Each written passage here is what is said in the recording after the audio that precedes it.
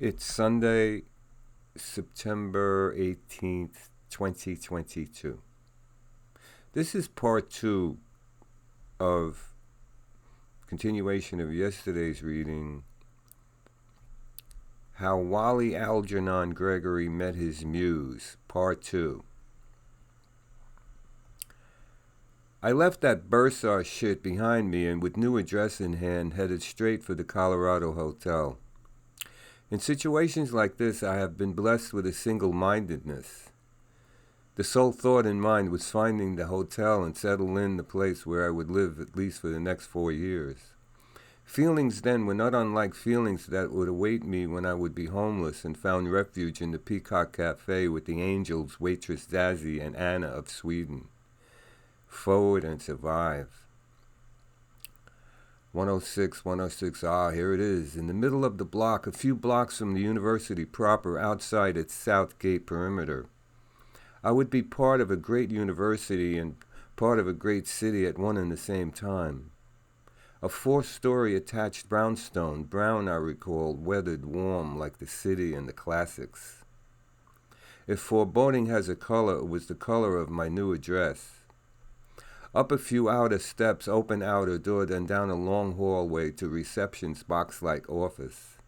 I have tried several times to describe this receptionist, to no avail. He was, I'd venture, a man. Ageless. A seedy man, whatever that connotes poorly, irritated skin covered by a cloak of gray dust, with a sweep of purple hair swept to one side as though cemented there. Unsmiling for the 4 years of handing him my unit and door keys and him handing them back when I arrived back home. Sliding hither and yon on a swivel chair to the board of keys behind him.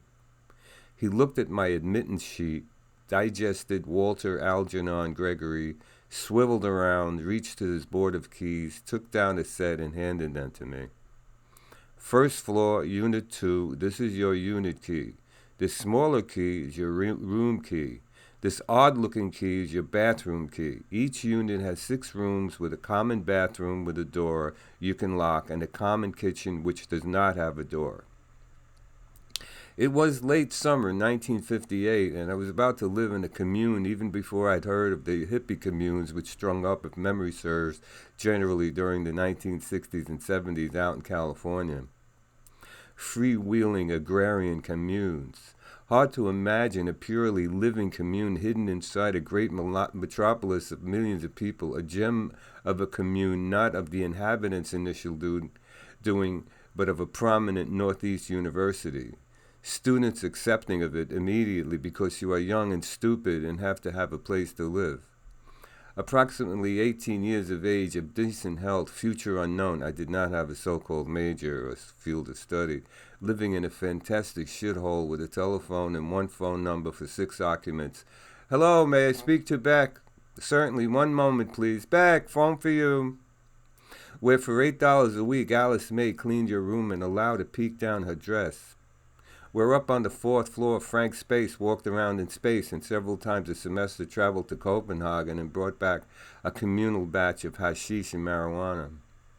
Where that first night and nights immediately thereafter, the wall beside my bed banged with what turned out a woman's legs. Those were the first memorable sounds of my university education.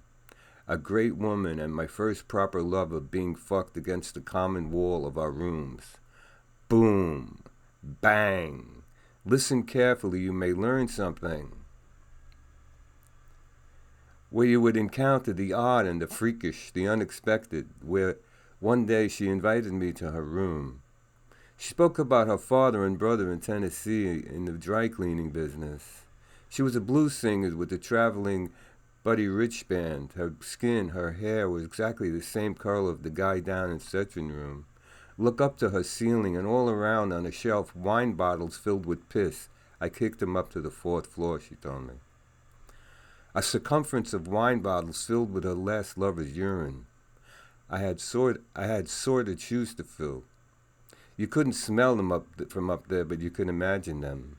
Words fail to describe the wonder, frankly the great surprise of her physical love for me. There existed, I learned, an outlet to anxiety. Free love reigned in our unit years before the free love of the hippie communes. We took showers together in our common bathroom. We took turns bathing our backs, legs, asses. I recall as though it were yesterday, naked as the day we were born, she down on her knees, sponging my ass up and up, saying, "Wally, you are more handsome than Marlon Brando." Oh, please. Really, Warren Beatty, too. And so Sam the barber's prophecy while giving little Walter his first haircut up at the corner had come true, at least in a one-star hotel. "You are so handsome, Wally," he said. "One day you'll be a movie star." Not only students, but civilians also lived in the Colorado. Rent was $8 per week plus an extra $5 from Alice May services, which were optional. The great drummer from Brooklyn, New York, Buddy Rich, his traveling orchestra occupied a few units upstairs. Beck the uriner had left his piano in Ruby's room, and the band's keyboard player came down of a summer weekend evening. I stayed there during the summers, too. I'd heard his soft, soothing chords around the time Ruby's legs played against our common wall. The traveling band installed a small drum kit by her window that looked onto the wide side street. Late, the city quieting, Ruby would tell me, "Wally, go sit over there by the window and play the brushes." And I went and sat, picked up the brushes and glanced behind me at the street below, and the keyboard began and I brushed. And she sang softly American Standard like Harold Arlen's and Johnny Mercer's That Old Black Magic.